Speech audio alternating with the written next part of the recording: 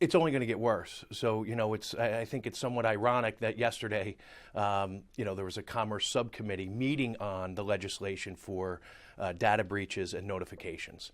But I just think a company like Anthem and many other companies fail to spend enough money to upgrade, their systems, their security, their firewalls. So there are things that they could do to prevent this from happening. I don't know for sure yet, but we do know that the hackers were able to gain access to their servers. So, when was the last time that they upgraded anything in terms of their IT security? Who does this affect? We don't know if anyone in New Jersey was actually affected because Anthem, from what we're trying to find out, Anthem has not told us. They're not saying how many people are where. Exactly. But people in New Jersey could be affected because there are affiliate companies through Anthem that are also, now been exposed. And that's about 67 million people. The 37 million people that are directly enrolled with Anthem are for sure have been affected. What do you mean by affiliate companies? Affiliate companies, third-party vendors that work with Anthem, doctors, hospital networks, things like that. So, what do we need? First off, if you're concerned that you might have been affected by this breach, what should you do immediately? You should get a copy of a credit report.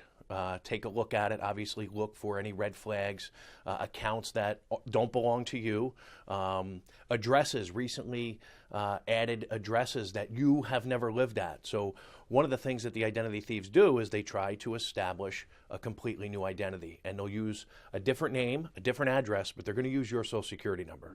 So look at the report, and then, unfortunately, in today's day and world, you really need to be involved in a credit monitoring program that also has the resolution services, because people always say, Paul, what if I get the alert that somebody just tried to open up a credit card or multiple cards, or they're leasing a car or buying a house? So the average person doesn't know what to do. So make sure you have some type of resolution service that goes along with the credit monitoring. And I say it's unfortunate because the free services that are out there are just inadequate. So people are going to wind up having to pay anywhere from $10 to $20 a month for that service. But it's the world we live in. Yeah, Tom, tell me about a little more about these programs. These are not things that are offered through the government. These are not things that are offered, those free, like what I did, the free fraud. The fraud alert, so if you know you've been affected, you might want to even go take it a step further and put a security freeze on your credit reports. And that means that no one, including you, would be able to gain access to your credit reports without first providing a PIN or a password. The fraud alert just says to creditors who are pulling your reports, go an extra step in terms of verifying that the person is who they say they are. How would a credit report help me? Even if someone stole my information yesterday, could they have, with the credit report? So that's where the monitoring comes in. The credit report is a snapshot in real time, and it might not help you if this is something that hasn't been reported yet. So that's where credit monitoring comes in. Once you provide the company with your information, if it's used in any way that's not consistent, you should get an alert via email or text. Tell me more about these. Who does these monitoring programs that you would have to, I guess, pay for? Well, the shameless plug would be Better Qualified certainly provides free credit reports along with a monitoring service that really is, ours is only like $6.95 a month. So again, anywhere from $7, $8. Some of the higher ones, like there's a LifeLock, most of the people know because they do so much marketing. But they're on the upper side, $20, lots of bells and whistles that I don't think you really need. You need to be alerted, and you need to have the resolution service, someone that's going to help you. If someone's opened up the reports, what do I do? Well, you need to file a police report, and you need to contact the creditors. And the average person spends about 2 years trying to undo what the identity thieves have done. And is this what happened here, this breach? Do you think the company's doing enough to help? Do you think? No, I think one of the things that I try and champion, and the things that we talk about, are all of the companies thus far, in my opinion, have fallen short in notifying the clients, customers on time, and then don't just provide a one bureau credit report. There's 3 bureaus, and so for that very reason, they need a 3 bureau credit monitoring solution and service.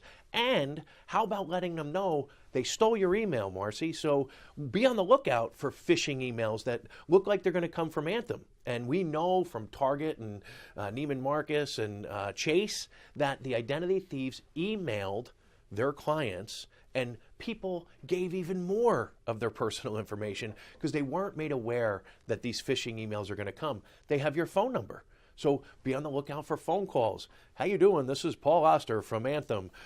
Listen, we're just checking on our customers to make sure you're okay.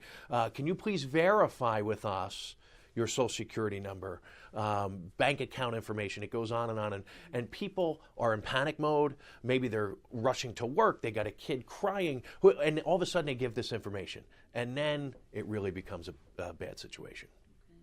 Anything else that you think that we need to bring up in this conversation for folks, whether you're a customer of Anthem or not? Or not, right. So I think the biggest thing for people to realize is don't become numb to this. 2014 was the year of the data breach. Every other day you heard about and people say, well, it didn't hurt me yet. So what they need to realize is that the information is on the black market. It's being sold on the dark web. So it's only a matter of time before somebody buys it and uses it. And just because it hasn't happened yet, take the steps, be proactive in protecting yourself, because obviously the government can't do it, these companies can't do it, retailers can't do it. We lock our front doors, we lock our cars, we lock our phones, but we fail to lock our identities down. So take a couple of simple steps to protect yourself, and one of them being get involved in a credit monitoring program. Identity theft is the fastest growing crime, and it's going to continue to be that way because of our dependence on doing everything over the internet. So a monitoring program, any other thing? I mean, I guess keep an eye on your account, whether it's your checking account.